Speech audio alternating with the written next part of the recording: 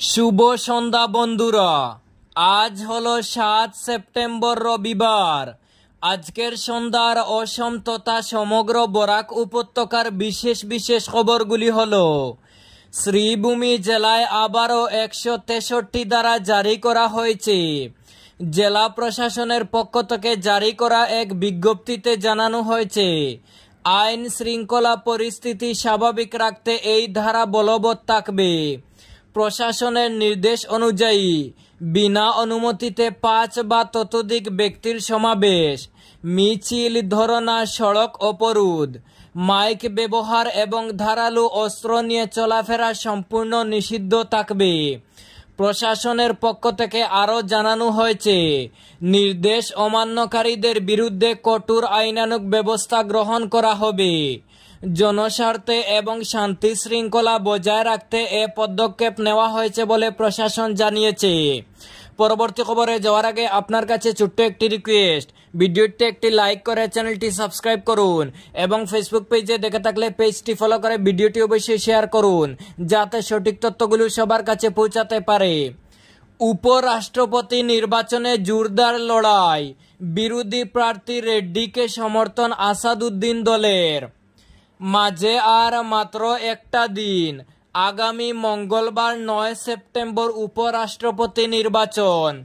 জগদীপ ধনখড়ের ছেড়ে যাওয়া আসনে কে বসবেন তা ঠিক হয়ে যাবে ওই দিনই। লড়াইয়ে যুযুধান দুপক্ষ। এনডিএ প্রার্থী মহারাষ্ট্রের প্রাক্তন রাজ্যপাল সিপি রাধাকৃষ্ণন এবং বিরোধী ইন্ডিয়া জোটের হয়ে লড়ছেন প্রাক্তন বিচারপতি অন্ধ্রের ভূমিপুত্র বি সুদর্শন রেড্ডি। ইতিমধ্যেই রেড্ডিকে সমর্থন জানিয়েছেন বিরোধী ৬টি দল, আর নির্বাচনের একদিন আগে দলের তরফে তাকে সমর্থনের কথা ঘোষণা করলেন এআইএমআইএম সুপ্রিমো আসাদুদ্দিন ওয়াইসি।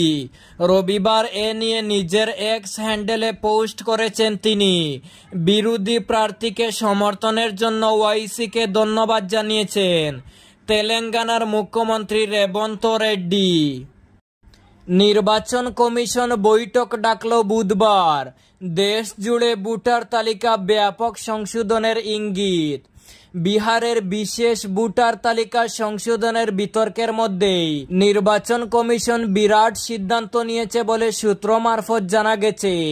কমিশন সূত্রে জানা গেছে, বিহার ভোটের পরপরই এক একটি রাজ্য ধরে ধরে শুরু হতে চলেছে ভোটার তালিকা সংশোধনের কাজ, যার জন্য রাজ্যগুলির মতামত নেওয়ার জন্য আগামী ১০ সেপ্টেম্বর দিল্লিতে একটি বিশেষ বৈঠক ডেকেছে কমিশন। সূত্র জানিয়েছে, ১০ সেপ্টেম্বর দেশের সব মুখ্য নির্বাচনী অফিসারকে দিল্লিতে বৈঠকে ডাকা হয়েছে। সেখানে এ নিয়ে বিস্তারিত আলোচনা করা হবে। বৈঠকে উপস্থিত থাকবেন মুখ্য নির্বাচন কমিশনার জ্ঞানেশ কুমার ও অন্য কমিশনাররা। প্রসঙ্গত, বিহারে ভোটের আগে ভোটার তালিকা সংশোধন নিয়ে বিজেপির উপর খড়গহস্ত হয়েছে বিরোধী দলগুলি। আরজেডি, কংগ্রেস তো বটেই, বাম দলগুলি তৃণমূল কংগ্রেস, সমাজবাদী পার্টি কমিশনের এই পদক্ষেপের বিরোধিতা করে চলেছে। সকলেরই অভিযোগ, বেছে বেছে বিরোধীদের নাম বাদ দেওয়া হচ্ছে। মূলত কেন্দ্রের শাসক দল আগামী ভোটগুলিতে বিশেষ সুবিধা নিতেই কমিশনকে অস্ত্র হিসেবে ব্যবহার করছে বলে অভিযোগ তুলেছে দলগুলি। গেস্ট হাউস থেকে ২টি মৃতদেহ উদ্ধার, চাঞ্চল্য। গুয়াহাটি মহানগরের বড়বাড়িতে চাঞ্চল্যকর ঘটনা ঘটেছে। বড়বাড়ির একটি গেস্ট হাউস থেকে উদ্ধার হয়েছে ২টি মৃতদেহ। টুসঞ্জ গেস্ট হাউসের ঘর থেকে এক যুবক ও এক কিশোরীর দেহ পাওয়া গেছে। একই ঘরে ২ জনের মৃতদেহ উদ্ধৃত হয়। কিশোরটি নিখোঁজ হওয়ার অভিযোগ থানায় আগে থেকেই দায়ের ছিল। শনিবার সকাল থেকে কিশোরটি নিখোঁজ ছিল। সেই অভিযোগের ভিত্তিতে রাতে পুলিশ অভিযান চালায়। পরে রক্তাক্ত অবস্থায় কিশোরটির মৃতদেহ উদ্ধার করা হয়। অন্যদিকে ঝুলন্ত অবস্থায় যুবকের মৃতদেহ পাওয়া যায়। মৃত যুবকের নাম মকিবুর রহমান, বয়স ৩৫ বছর। ৫ সেপ্টেম্বর মকিবুর গেস্ট হাউসের ঘর বুক করেছিলেন। 6 সেপ্টেম্বর তিনি কিশোরটিকে নিয়ে গিয়েছিলেন। একটি থার গাড়ি ভাড়া করে কিশোরটিকে আনা হয়েছিল। ফরেনসিক টিম গেস্ট হাউসটি খুঁটিয়ে পরীক্ষা করছে। পুলিশ স্নিফার ডগের সাহায্যে তদন্ত চালাচ্ছে। মকিবুর ভাড়াটে হিসেবে কিশোরটির বাড়ির কাছেই থাকতেন। মৃত কিশোরটির বয়স 15 বছর এবং তার বাড়ি শানমারির গণেশনগরে। বরাক উপত্যকার 2টি বিধানসভা আসন কেটে নেবার প্রতিবাদে 2023 সালের 27 জুন যে বন্ধ কর্মসূচি পালিত হয়েছিল, সেই ঘটনার প্রেক্ষাপটে প্রশাসনের দায়ের করা মামলায় হস্তক্ষেপ করেছে গৌহাটি হাইকোর্ট। প্রদীপ দত্ত রায়ের বিরুদ্ধে প্রশাসনের মামলার পরিপ্রেক্ষিতে স্থগিতাদেশ হাইকোর্টের। ডিলিমিটেশন করে অনৈতিকভাবে বরাক উপত্যকার 2টি বিধানসভা আসন কেটে নেবার প্রতিবাদে বিগত 2023 সালের 27 জুন বরাক উপত্যকা ব্যাপী সর্বাত্মক বন্ধের ডাক দিয়েছিল বরাক ডেমোক্রেটিক ফ্রন্ট। এই বন্ধ কর্মসূচিকে পূর্ণ সমর্থন জানিয়েছিল ভারতীয় কংগ্রেস, সিপিআইএম, এআইইউডিএফ সহ বিভিন্ন রাজনৈতিক দল এবং জনগণের স্বতঃস্ফূর্ত অংশগ্রহণে এই বন্ধ সম্পূর্ণ সফল হয়। পরবর্তীতে এই বন্ধ কর্মসূচিতে সরকারি সম্পত্তি বিনষ্ট, জনগণকে ভয় দেখানো ও জোর জবরদস্তি করা এইসব ভিত্তিহীন অভিযোগে বরাক ডেমোক্রেটিক ফ্রন্টের মুখ্য আহ্বায়ক প্রদীপ দত্ত রায়ের বিরুদ্ধে করিমগঞ্জ পুলিশ প্রশাসনের আধিকারিকরা মামলা দায়ের করেন, যাতে করিমগঞ্জ কোর্টে তাকে হাজির দেবার জন্য সমন প্রেরণ করা হয়। এ নিয়ে বিডিএফ মুখ্য আহ্বায়ক হাইকোর্টের দ্বারস্থ হয়েছিলেন। সাম্প্রতিক এক রায়ে গৌহাটি হাইকোর্টের পক্ষ থেকে বিচারক সঞ্জীব কুমার শর্মা এই মামলার স্থগিতাদেশ জারি করেছেন।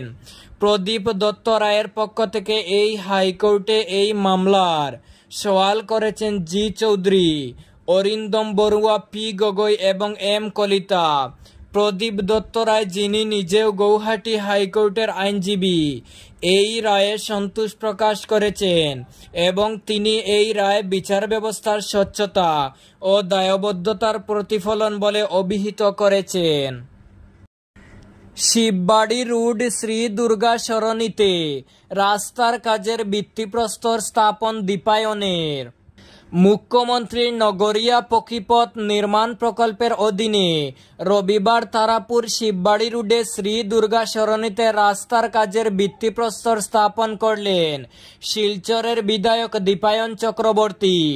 2023-24 অর্থবছরে সরকারের বরাদ্দকৃত 29,88,000 টাকা ব্যয়ে নির্মিত হতে যাওয়া রাস্তার কাজের ভিত্তিপ্রস্তর স্থাপন হয় স্থানীয়দের মধ্যে আনন্দের জোয়ার পরিলক্ষিত হয়েছে। সংবাদ মাধ্যমের সঙ্গে কথা বলতে গিয়ে বিধায়ক দীপায়ন চক্রবর্তী জানান, রাজ্য সরকারের তরফে বরাদ্দকৃত 2 কোটি টাকার প্যাকেটের অধীনে তারাপুর অঞ্চলের 4টি রাস্তার কাজ ইতিমধ্যে শুরু করা হয়েছে। প্রতিটি এলাকায় পাকা রাস্তা ও ড্রেন নির্মাণের কাজ করবে লোক নির্মাণ বিভাগ। শিলচরের উন্নয়নে মুখ্যমন্ত্রী ডক্টর হিমন্ত বিশ্ব শর্মা যেভাবে বিভিন্ন প্রকল্প বাস্তবায়ন করে সহায়তা করে যাচ্ছেন, তার জন্য রাজ্য সরকারকে ধন্যবাদ ও কৃতজ্ঞতা জ্ঞাপন করেছেন বিধায়ক। এই ছিল আজকের সন্ধ্যার বিশেষ খবরগুলি। ভিডিওটি অবশ্যই লাইক এবং শেয়ার করে দেবেন।